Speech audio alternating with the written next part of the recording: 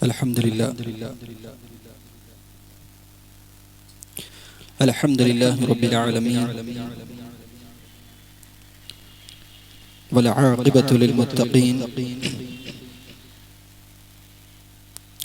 والصلاة والسلام على من كان نبيا وآدم بين الماء والطين وعلى آله وأصحابه الأكرمين أجمعين. أما بعد، فقد قال الله تبارك وتعالى في القرآن المجيد والفرقان الحميد: فأعوذ بالله من الشيطان الرجيم، بسم الله الرحمن الرحيم. يا أيها الناس قد جاءتكم موعظة من ربكم وشفاء لما في الصدور وهدى ورحمة للمؤمنين. وقال رسول الله صلى الله عليه وسلم: خيركم من تعلم القرآن وعلمه. صدق الله العظيم وصدق رسوله النبي الأمين الحنين المتين الكريم رؤوف الرحيم. ونحن على ذلك لمن الشاهدين والشاكرين والحمد لله رب العالمين. إن الله وملائكته يصلون على النبي يا أيها الذين آمنوا صلوا عليه وسلموا تسليما. اللهم صل على سيدنا محمد النبي الأمي وعلى آله وصحبه وسلم. حاضرین محترم، السلام علیکم ورحمۃ اللہ وبرکاتہ۔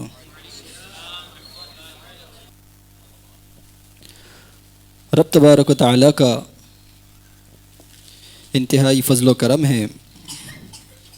کہ اس ذات بابرکت نے ہمیں اشرف المخلوقات بنا کر ایمان کی دولت سے سرفراز فرمایا، اور لاکھوں کروڑوں درود و سلام ہو حضور نبی مکرم نور مجسم صلی اللہ علیہ وآلہ وصحبہ وسلم پر، کہ جن کا اللہ تبارک و تعالیٰ نے ہمیں امتی ہونے کا شرف عطا فرمایا۔ انشاءاللہ تعالی آج ہم قرآن مجید کے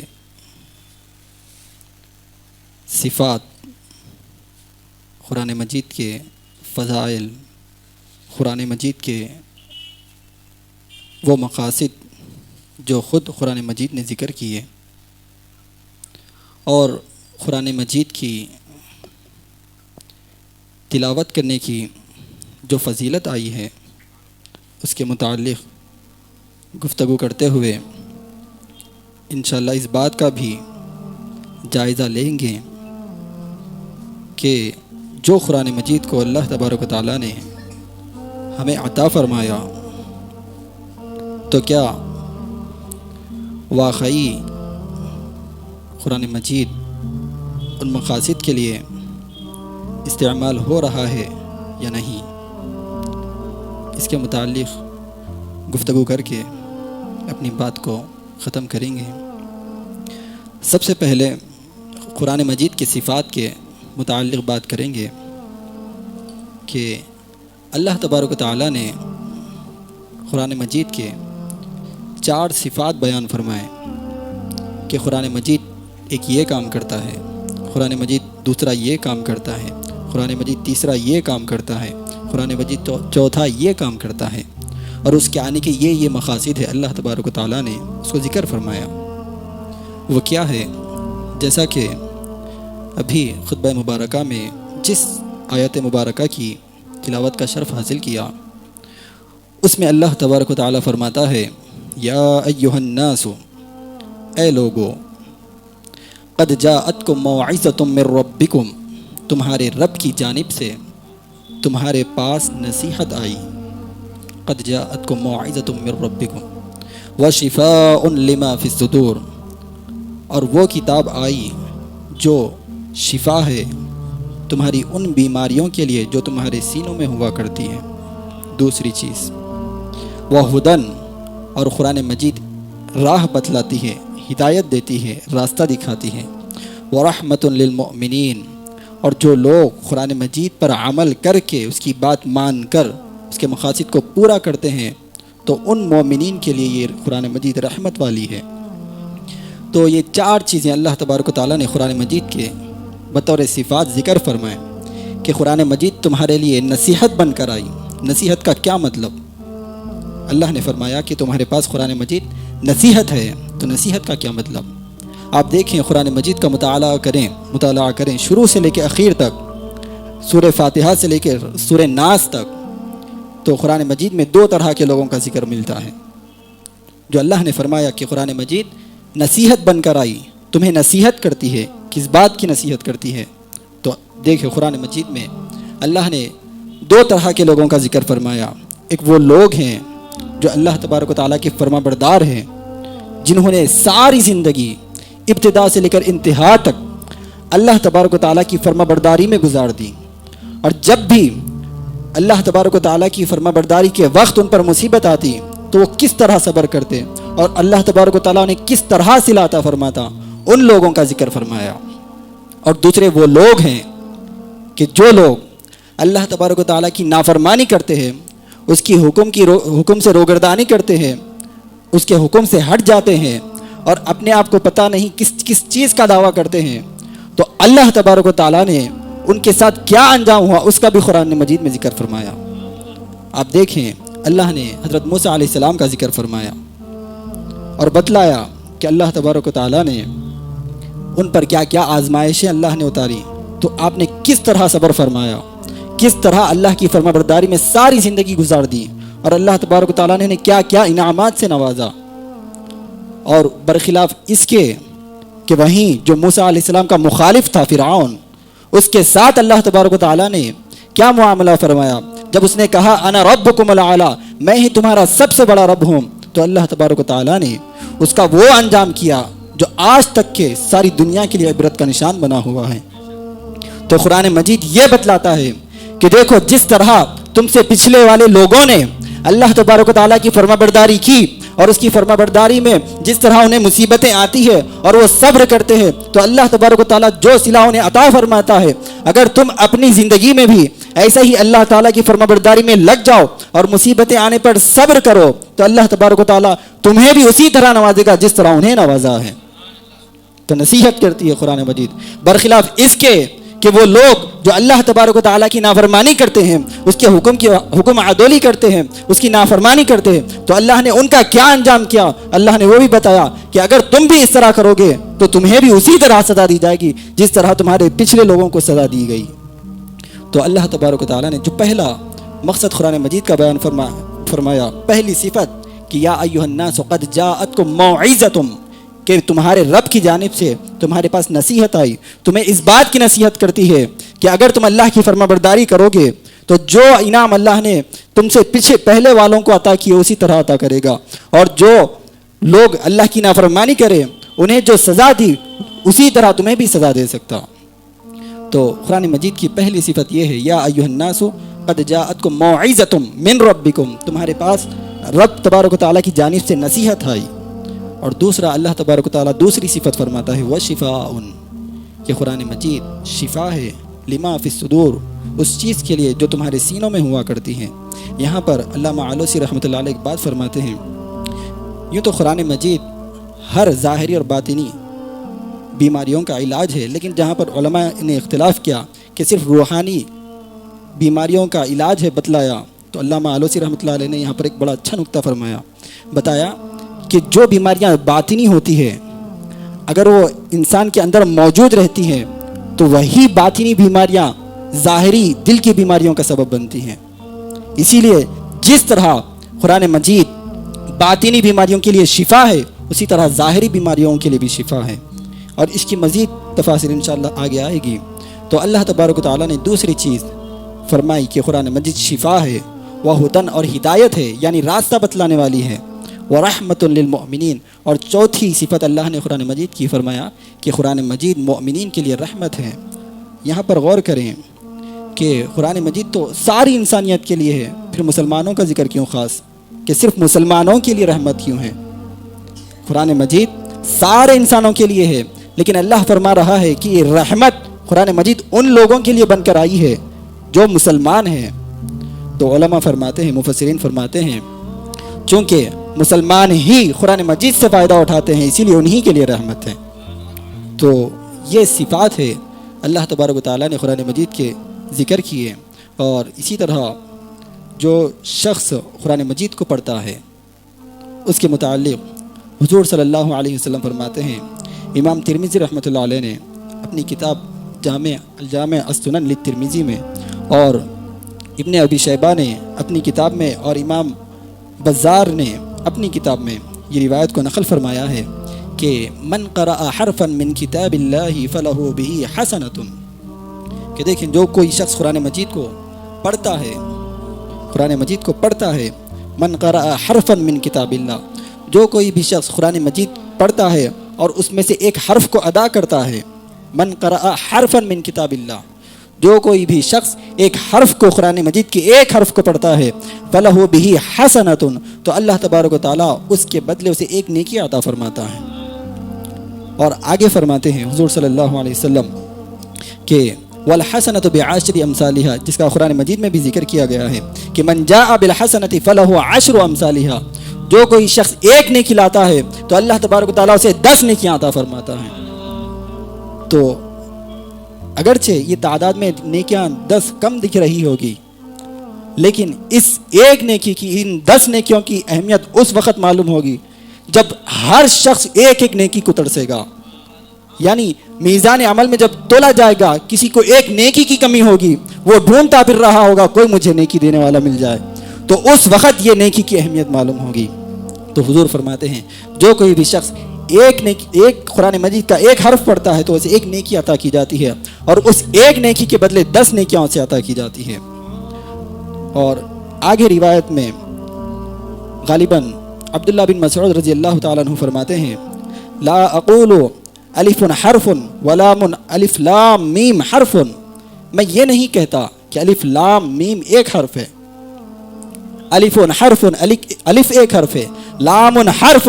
لام ایک حرف ہے، میم حرف میم ایک حرف ہے، یعنی جو کوئی بھی شخص ان 3 حروف کو ادا کرتا ہے تو اللہ تبارک و تعالیٰ اسے 3 نیکیاں عطا فرماتا ہے، اور یہ 3 نیکیاں 30 نیکیاں بن جاتی ہیں۔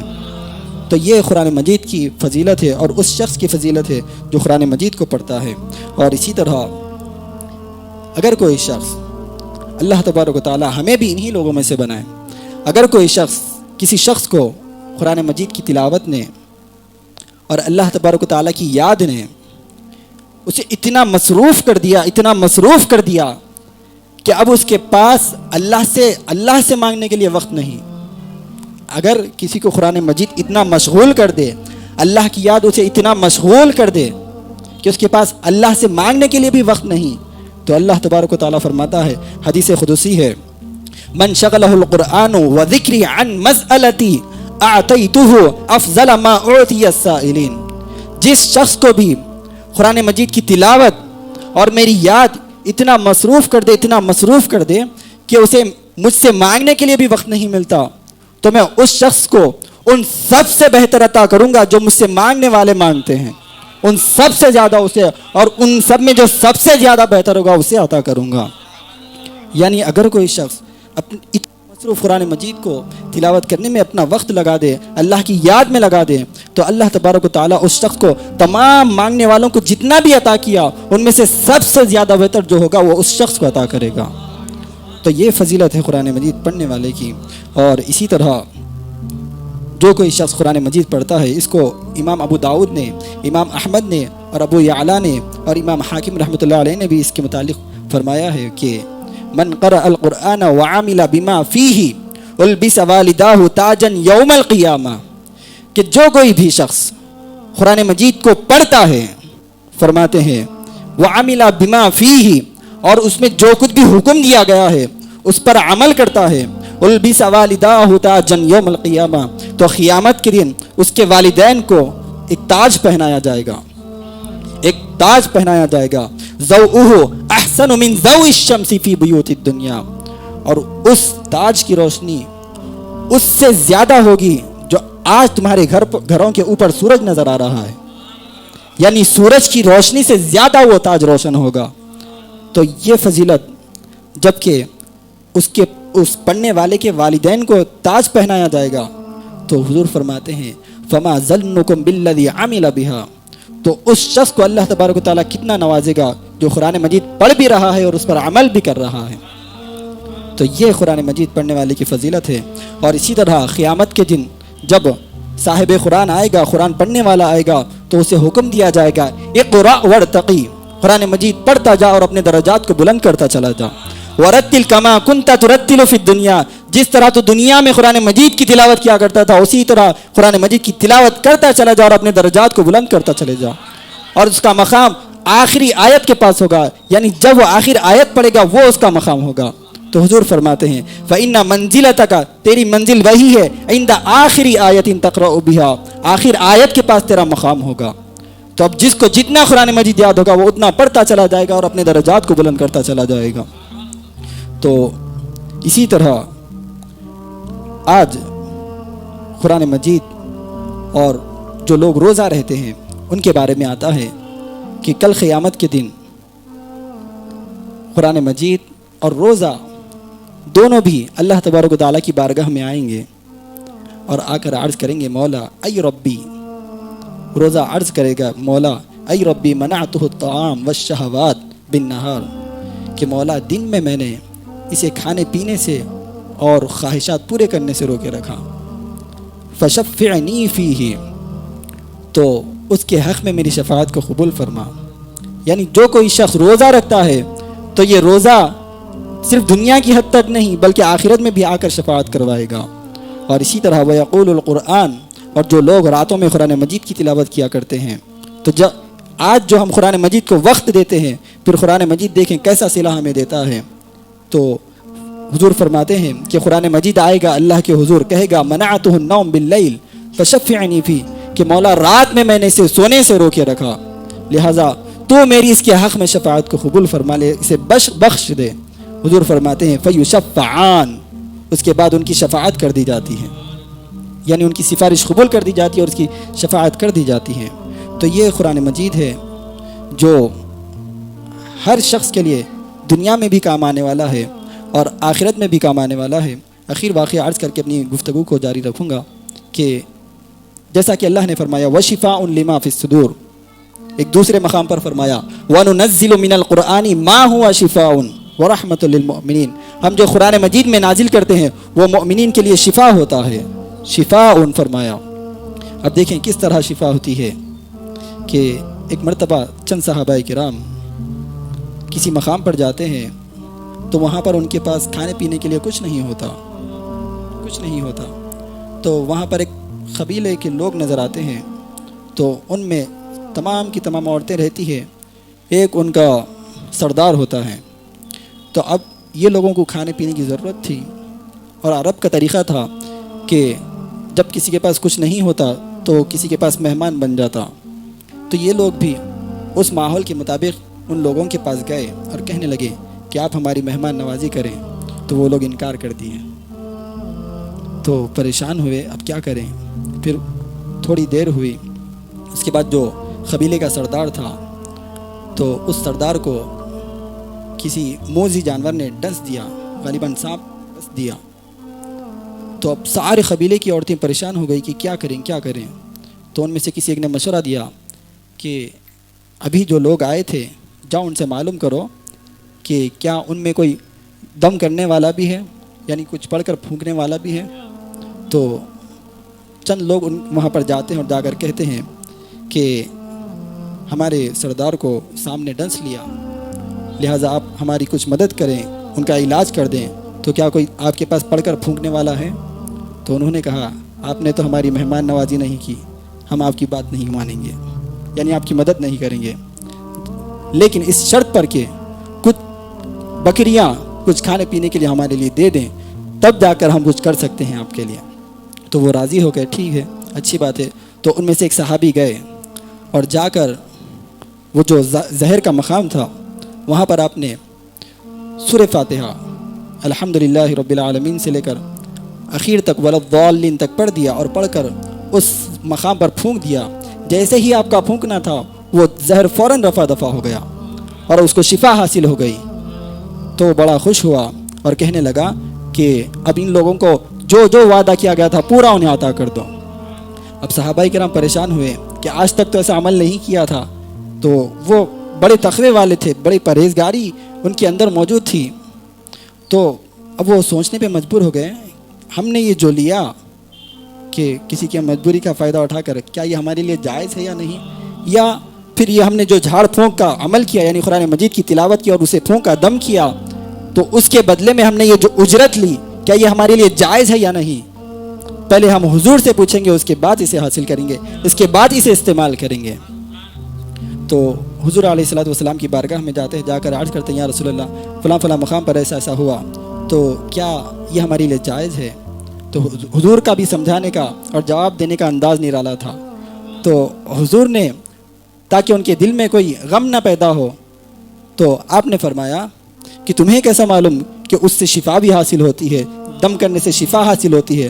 تو ایک کام کرو، جو تم اس کے پاس سے جو کچھ بھی لائے اس میں سے میرا بھی حصہ رکھ دینا، اس میں سے میرا بھی حصہ رکھ دینا، یعنی ان کی دل جوئی رکھنے کے لیے کہیں انہیں ناگوار نہ گزرے۔ تو حضور نے فرمایا میرا حصہ بھی رکھ دینا۔ تو بہرحال بتلانا مقصد یہ ہے کہ قرآن مجید کو جن مقاصد کے لیے اتارا گیا ان میں سے ایک مقصد اور اس کی صفت قرآن مجید کی یہ بھی ہے کہ شفا ہے قرآن مجید۔ تو اسی طرح اب یہ سوال پیدا ہوتا ہے کہ قرآن مجید ہم کیوں پڑھنا چاہیے اور آج قرآن مجید کیوں پڑھا جاتا ہے؟ دیکھیں قرآن مجید آج کیوں پڑھا جاتا ہے۔ ان میں سے جو سب سے بڑے ہیں وہ یہ ہے کہ پہلا، جب کسی کا ایصال ثواب کرنا ہے تو قرآن مجید پڑھا جاتا ہے، اور دوسرا جب نیا گھر لیے تو قرآن مجید پڑھا جاتا ہے، اور تیسرا جب نئی دکان کھولنی ہو تو قرآن مجید پڑھا جاتا ہے۔ تو علامہ اقبال نے تو اس کے بارے میں کہا کہ جو لوگ مردوں کے لیے قرآن پڑھتے ہیں، اگرچہ کہ جائز ہے، اچھا عمل ہے، لیکن یہ قرآن کی بے ادبی ہے۔ قرآن مجید کو کیا صرف اسی لیے اتارا گیا کہ ایصال ثواب کیا جائے، اور جب دکان کھولی جائے تو قرآن مجید پڑھی جائے، جب گھر لیا جائے قرآن مجید پڑھا جائے؟ تو یہ سب سے بڑی جو چیزیں ہوتی ہے آج اس کے لیے قرآن مجید پڑھا جاتا ہے۔ تو پڑھنا کس لیے چاہیے؟ تو قرآن مجید کہتا ہے کہ مجھے اسی لیے پڑھو، جیسا کہ اللہ نے فرمایا یا ایھا الناس قد جاءتکم موعظۃ من ربکم، میں تمہیں نصیحت کرنے کے لیے آیا ہوں، اسی لیے پڑھو۔ وشفاء، شفا دینے کے لیے آیا ہوں، شفا حاصل کرو۔ وہدن، ہدایت کے لیے آیا ہوں، ہدایت لو۔ ورحمۃ، اور تمہارے لیے رحمت بن کر آیا ہوں، تو تم مجھے اپنے لیے استعمال کرو۔ تو یعنی مقصد آپ جائزہ لیں کہ قرآن مجید کو کیوں پڑھنا چاہیے تھا اور کیوں پڑھا جا رہا ہے۔ اگرچہ پڑھنا جائز ہے، نیا گھر بنا پڑھنا اچھی بات ہے، نئی دکان ہے اچھی بات ہے، نیا گھر ہے یا ایصال ثواب کرنا اچھی بات ہے، انکار نہیں ہے، لیکن کیا اللہ تبارک و تعالیٰ نے صرف اسی لیے قرآن مجید کو نازل؟ یہ سوال اٹھتا ہے۔ تو یاد رکھیں کہ قرآن مجید صرف انہی چیزوں کے لیے نہیں بلکہ ان 4 چیزوں کے لیے، نصیحت کے لیے، شفا کے، ہدایت کے لیے، رحمت کے لیے نازل کیا گیا ہے۔ تو اب کرنا کیا ہے؟ تو اب کیا کرنا چاہیے ہمیں؟ تو سب سے پہلی چیز، روزانہ قرآن مجید کی کم از کم